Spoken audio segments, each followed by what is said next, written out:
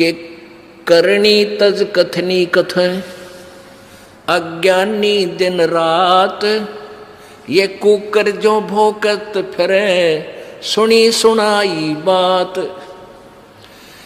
एक समय एक पंडित जी यानी गुरु जी, पंडित वैसे कोई विशेष जाति को नहीं कहा जा रहा, जो गुरु पद पर होते हैं वो पंडित होते हैं। मेरे दादा गुरु जी छावला गांव है दिल्ली में, जहाँ के सुल्तान भगत हमारे पास रहते हैं। उस छावला गांव के जाट थे और उनको एक संत मिल गए। बचपन से 17-18 साल की उम्र में वो घर त्याग कर उनके साथ चले गए, काशी विद्यापीठ में पढ़ाई की तो वो पंडित कहलाए। खरखोदा के पास गोपालपुर में उन पंडित चिदानंद जी उनका नाम था और पंडित की उपाधि से वो सुशोभित थे। जाट होते हुए वो पंडित कहलाए। और मेरे गुरुदेव इस परंपरागत ब्राह्मण जाति से थे। गांव पैतावास बड़ा, जिला भिवानी, और भिवानी दादरी रोड पर 1 किलोमीटर जाते समय दादरी साइड में, राइट साइड में अंदर की तरफ बड़ा पैतावास, वहाँ के ब्राह्मण थे। ब्राह्मण कुल में जन्म था, लेकिन वो अपने आप को ब्राह्मण नहीं कहते थे, वो संत कहते थे। अब यहाँ पंडित की उपाधि यानी जैसे शास्त्री की उपाधि, ज्ञानी की उपाधि होती है, विशेष किसी एक शास्त्र के ज्ञाता को पंडित कह देते। तो एक ऐसा कथावाचक पंडित जी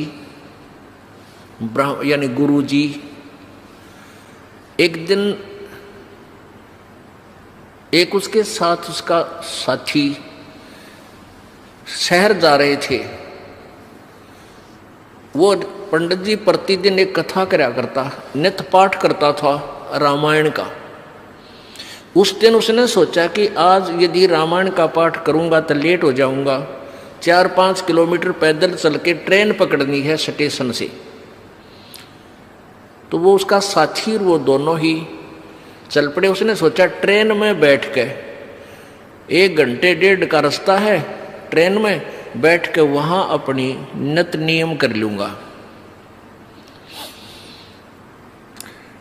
तो उन्होंने जाते टिकट ली, आते गाड़ी आ गई, उस कंपार्टमेंट में चढ़ गए, डब्बे में चढ़ गए।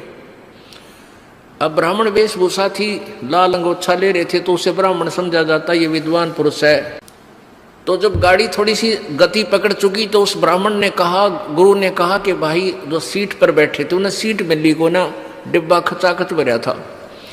उस ब्राह्मण ने कहा सीट पर विराजमान यात्रियों से कि कृपा आप सीट छोड़ दीजिए। वो कहने लगे क्या आप रोगी हो कि नहीं? तो क्या करोगे? कि मैं कुछ पाठ करता हूँ रामायण का, आज मैं जल्दी का मारा नहीं कर पाया घर पे, यहाँ बैठ के अपना भगवान का कुछ कथा पढ़ लूँगा। तो उन्होंने खाली कर दी एक पूरी सीट कि आप कथा कर, अपना नित्यनेम भी करो और हमें भी सुनाओ, कोई कथा हमें भी सुनाओ, हमारा भी टाइम पास हो जाएगा और भगवान की कथा सुन लेंगे। बड़ा सौभाग्य हुआ आप हमारे को कथावाचक मिल गए। अब पंडित जी ला गया सुनान। उस दिन क्या प्रकरण चल रहा था कि भाई हो तो ऐसा देखो, भरत ने अपने भाई की खड़ाओं को गद्दी पर रख दिया, रामचंद्र की खड़ाओं को, और राज्य नहीं किया। स्वयं जमीन को 6 इंच नीचे खोद कर वहां बिस्तर लगा लिया। और जब रामचंद्र जी वापस आए, उनका राज सहर्ष लौटा दिया। भाई हो तो ऐसा, भाई हो तो ऐसा। अब जो सुने थे कथा, उन्होंने ताड़ी पीटी कि वाह ब्राह्मण, वाह पंडित जी, तोड़ पाड़ दिया, वाह बड़ी बढ़िया कथा सुनाई। वहां एक व्यक्ति बैठा था, उसी ट्रेन में एक यात्री था, उसको खोज थी एक कथावाचक की। और अगले दिन ही उसने कथा निर्धारित का समय रखा हुआ था और आसपास सभी को आमंत्रित किया हुआ था। और जिससे उसने कथा करानी थी वो कितना दूर चला गया लालची। अब वो किसी और की तलाश में था। उस व्यक्ति ने उस ब्राह्मण से कहा कि पंडित जी आप हमारे गांव चलो, हमने ऐसे ऐसे एक पाठ का दिन निश्चित कर रखा है और आप हमारे यहाँ कथा कर दो, कल से शुरू करनी पड़ेगी। तो कहने लगा नहीं कल नहीं चल सकता, मैं कल नहीं चल सकता, मुझे समय नहीं। और भी कहने लगे यात्री के महाराज जी आपका तो रोज का काम यही है, इनका आंट लाग रही है और आप कर दो। सब कहने लगे नहीं नहीं मैं नहीं करूँ, मैं नहीं करूँ। तो वो कहने लगे जी सा कोई खास काम हो तो हम कर देंगे आपके काम को, आप इनका कथा कराओ। नहीं ये काम तुम्हारे से नहीं होगा, मेरे से होगा। अब उन यात्रियों ने काफी जब कहा, उसने तो ना बताई कि बीमारी है। उसका जो साथी था वो बोला भाई मैं बताऊं, यो कल तक किसी कीमत पर नहीं कर सकता। क्यों नहीं कर सकता? कि इसने अपने छोटे भाई पर मुकदमा कर रखा है, एक कुर्डी के खड्डे के ऊपर इनका बंटवारे का रोला है और मैं इसका गवाह हूं भाई, और कल कोर्ट में तारीख से अरे थारा नाश जाइयो। वो कथा तो सुना रहा है भाई, हो तो ऐसा राज भी त्याग दिया। और अब भाई ने कहा दाओ कुर्डी का खड़ा, एक रूढ़ी का खड़ा होता है मेरे ख्याल में 20 बाई 20 फुट का, और उस पर मुकदमा कर रहा, यो मेरा उन्हों का मेरा है, और कथा सुनावे भरत और राम की। इसके लिए बताते हैं कबीर परमेश्वर जी कहते हैं भाई करनी तज कथनी कथ, ये अज्ञानी दिन रात और कुकर जो भौकत फिर ये सुनी सुनाई बात। छोड़ सतगुरु रामपाल जी महाराज जी की जय हो। परमात्मा की सभी प्यारी क्या हुआ था ये करीब आज 2-3 दिन से यहाँ बैठे हैं ये लोग। दास के पास में जो परवेश भगत है एक दिल्ली वाला, क्लिप ले रहे हैं, मैं कर रहा हूं। उसका दास के पास में फोन आया था 2 दिन पहले कि हम आपसे जयपुर में मिलना चाहते हैं, हम आपसे मीटिंग करना चाहते हैं, और आप ये जो बरवाला कांड की जो सच्चाई की जो पुस्तक आपने छापी है, जो कलयुगी भाई की साजिश बरवाला कांड, इसको आप भक्तों में बांटना बंद कर दो और आप जाके एक बार आप गुरुजी से मिल लो, हम आपको गुरुजी के पास में लेके चलेंगे। दास ने उनको मना कर दिया कि मेरे परमात्मा ने मुझे सारे सबूत मुझे दे रखे हैं, मुझे केवल उन सबूतों के आधार से मुझे केवल सच्चाई पे चलना है। तो उसके बाद में दास ने उनसे जमुल के मिलने की परमिशन नहीं दी। फिर इन्होंने क्या किया कि जोधपुर से डॉक्टर रामेश्वर भगत जी हैं, जो कि मतलब डॉक्टर हैं, नशा मुक्ति केंद्र वहाँ पे वो चलाते हैं। इन्होंने उन भगत जियों को जो मतलब मोहरा बनाया कि हम डॉक्टर भगत जी को बीच में डाल के हम पवन से हम जयपुर में हम मिलें। तो फिर जो प्रवेश था दिल्ली वाला, उसने डॉक्टर रामेश्वर जांगड़ जी जो जोधपुर से हैं उनको फ़ोन किया, उनको जयपुर बुलाया।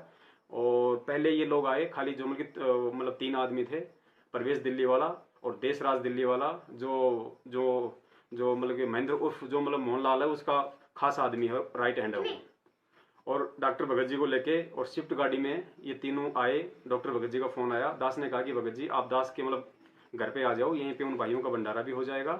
तो डॉक्टर भगत जी उनको यहाँ लेके आ गए, दास मार्केट से सब्जी वगैरह लेके आ गए उनके साथ में। वहाँ आए, बैठे, परमात्मा ने मतलब उनको चाय पिलवाई। उसके बाद में भक्तमती उनके लिए भंडारा तैयार करने लग गई और हम तीनों की आपस में बातचीत होनी शुरू हो गई। वो दास को सबूतों के आधार से कन्विंस नहीं कर पाए। अंत में देशराज भगत जी 10-15 मिनट बाद में यहाँ से उठ के बाहर चले गए। बाहर जाके उन्होंने कुछ मतलब फ़ोन वगैरह किया। उसके बाद में एक गाड़ी DL नंबर की और आई। गाड़ी का नंबर हम लोग जो मतलब देख नहीं पाए हम, खाली मतलब DL ही मतलब जो मतलब भगत जी बता रहे कि भगत जी ने देखा था कि खाली मतलब DL नंबर तक मुझे ध्यान है। और वो लोग यहाँ आए, उस गाड़ी में 5-6 लोग और आए तकरीबन। सारे लोग हथियारों से लैस थे, बेसबॉल रोड और हॉकी थी उनके पास में। सारे लोग मतलब कि जूतों समेत मालिक के दरबार में यहाँ अंदर आ गए। और आते ही सबसे पहले उन्होंने दास को थप्पड़ मारा। थप्पड़ मारने के बाद में जितने भी जो लोग थे सबने दास के ऊपर ताबड़तोड़ हमला कर दिया। तकरीबन 7-8 मिनट तक उन्होंने दास को हॉकी, बेसबॉल और रोड से जो मतलब नीचे पटक के उन्होंने दास को बुरी तरीके से मारा है। आज बंदी छोड़ का पंजा दास के हाथ पे था, वरना पुण्यात्माओं जिस तरीके से वो दास को मार रहे थे, जो मतलब भैंसा नहीं बच पाता, भैंसा भी उनकी मार से मर जाता है, लेकिन साहिब की दया थी। और बीच में जो अपने जो डॉक्टर भगत जी हैं उन्होंने दास का बीच बचाव किया, नहीं तो वरना स्टूल उठा के वो लोग दास के जो सर पे भी जो है मारने की पूरी कोशिश कर रहे थे वो लोग। अब दास आप जी को थोड़ा सा पुण्यात्मा दिखाना चाहेगा कि कहाँ कहाँ दास के जो है मतलब बेसबॉल वगैरह से जो चोटें आई है। पुण्यात्मा यहाँ उन लोगों ने मारा है, पीछे कुछ हो सकता है पीठ पे भी दास की चोटें पड़ी हों। दूसरा इस तरफ यहाँ पे उन्होंने पूरा दास को बेसबॉल वगैरह से मारा है। नीचे भी लो। और उसके बाद में यहाँ देखिए पुण्यात्माओं, ये पैर दास का यहाँ से सूज रहा है, ये थोड़ा सा ऊपर ले बेटा, हाँ ऐसे यहाँ से इन्होंने किया है अच्छी तरीके से बेसबॉल से। उसके बाद में यहाँ पे इन लोगों ने मारा है, जहाँ जहाँ उनको मन में आया उस तरीके से पुण्यात्माओं उन लोगों ने दास के साथ में जानवर जैसा व्यवहार किया है। और जो डॉक्टर भगत जी हैं, आप देखिए उनका भी मतलब होठ जो है ऊपर से टूटा हुआ है, उनके भी वहां पे चोट आई मतलब बचाव के दौरान। इधर लग गया भाई। पुण्यात्माओं, आप सभी मालिक की पुण्यात्माओं से दास की प्रार्थना है कि ये सत्का मार्ग है, हमें इस मनवस जो मैनेजमेंट है उसकी किसी भी प्रकार की गिदड़ बबकी से हमें बिल्कुल नहीं डरना है। परमात्मा का मार्ग सत्य का है पुण्यात्माओं, विश्वास रखना, यकीन रखना, अंत में जीत सत्य की होगी। सत्य को परेशानी से गुजरना पड़ता है, उसको कसौटियों से गुजरना पड़ता है। और जिन गद्दारों ने, जिन मनवस लोगों ने हमारे सतगुरु देव जी को जेल में बैठा दिया, उनके साथ में गद्दारी कर दी, तो पुण्यात्मा आप और हमारे को कैसे वो लोग छोड़ेंगे। और इसका नमूना आप जी ने अच्छी तरीके से देख लिया है। परमात्मा दया करें, दास अभी थाने में जाके FIR करके आ गया है, क्योंकि इन लोगों ने भक्तमती को और दास के बच्चों को एक अलग से कमरे में जो कि बंद कर दिया था और उनको धमकी दी थी कि यदि आवाज़ निकाली तो हमारे से बुरा कोई नहीं होगा, जान से मार देंगे। उसके बाद में ये लोग दास के ऊपर हमला करने लगे। जब दास ने चिल्ला के अपने पड़ोसियों को आवाज़ लगाई तो पुण्यात्मा 10 मिनट बाद उसके बाद ये लोग यहाँ से निकले हैं। और दास अभी थाने में जाके डॉक्टर भगत जी के साथ में FIR करके आ गया है। सुबह दास का मेडिकल होगा, उसके बाद जैसे परमात्मा दया करें तो दास की सर्वसंगत से हाथ जोड़कर प्रार्थना है पुण्यात्माओं, ये सत्का मार्ग है। आप ऐसी हरकतें इन लोगों की, वो सारनामी लोग थे वो जितने भी आए थे पुण्यात्माओं, आप इनकी हरकतों को देखो, आप इनके चाल चलन को देखो पुण्यात्माओं। हमें केवल सच्चाई के जो मतलब मार्ग पे चलना है। आप जी से निवेदन है किसी भी तरीके से तन मन धन से आप इन मनवश लोगों का सहयोग जो बिल्कुल ना करें पुण्यात्माओं। हमारा यही पैसा और हमारा यही शारीरिक सहयोग गुरु जी को फंसाने में ये लोग काम में ले रहे हैं उल्टा। जैसी आपकी मर्जी, जैसे आपको परमात्मा प्रेरणा करें। दास परमात्मा का कुत्ता है, कुत्ते का काम पुण्यात्मा केवल भौंकना है, संदेश देना है। दास सतगुरुदेव जी के आशीर्वाद से जब तक दास के प्राण है पुण्यात्मा, दास ही सत्य भक्ति मार्ग से बिल्कुल नहीं हटेगा, क्योंकि परमात्मा ने दास को समझा रखा है कि बेटा तुमने तो क्या कुर्बानियां दी है, तुम क्या कुर्बानियां दे सकते हो। पहले जो पुण्य आत्माएं थी, जो मंसूर जैसी थी, जो ईसा मसीह जैसे थे पुण्यात्मा, उनका तो शरीर का कतरा कतरा उन मनवस लोगों ने काट फेंका था, लेकिन उन्होंने कभी उन्होंने जो मतलब सत्य के साथ में रहे, झूठ के आगे कभी वो झुके नहीं। तो पुण्यात्मा हम तो असली बंदी छोड़ के बच्चे हैं और साक्षात परमात्मा ने अपने शरण में लिया है। तो दया करें पुण्यात्मा, जैसा आप जी को प्रेरणा करें आप जी वैसा करें। सत साहिब जय हो बंदी छोड़ की। जब मैं मारा उस दिन लगा कि गुरुजी थे, उस दिन मैनेजर बताना तो बिल्कुल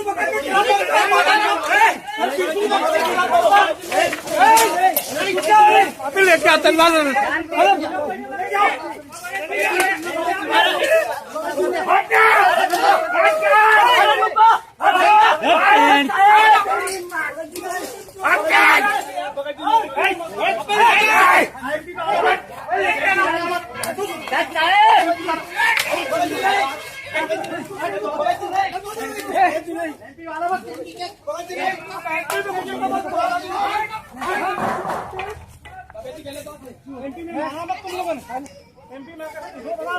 कहते कुत्ते की तरह भौंकते फिरे सुनी सुनाई कथाओं को, और करनी है नहीं, अनुसरण है नहीं, और कथते फिरते हैं ज्ञान ज्ञान सुनाओ दुनिया ने आप असर को ना। कहते पंडित और मसालची दोनों सूझे ना, औरों को करे चांद ना रहे आप अंधेरे में। बोलो सतगुरुदेव।